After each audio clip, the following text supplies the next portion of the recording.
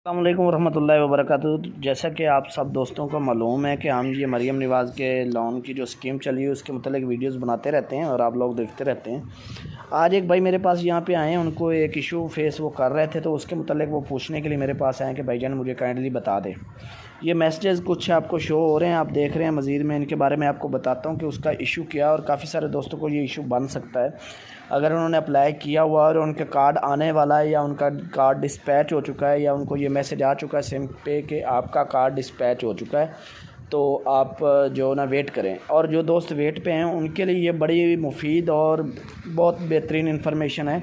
अगर आप लोग वीडियो पूरी देखेंगे तो आपको समझ आ जाएगी, ठीक है। स्टेप बाय स्टेप देखेंगे तो आपको मुकम्मल समझ आ जाएगी। अब ये मैसेजेस आप देख रहे हैं, अगर आपके पास ये शो हो रहे हैं, ठीक है। ये TCS ट्रैकिंग आईडी का जो है ना व्हाट्सएप पे हमने निकाला हुआ है।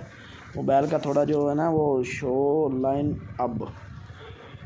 अब ये आप देखें, ये TCS ट्रैकिंग कस्टमर सपोर्ट है। ये हमने इनसे बात की। अब मैं आपको बताता हूँ कि ये इशू है क्या।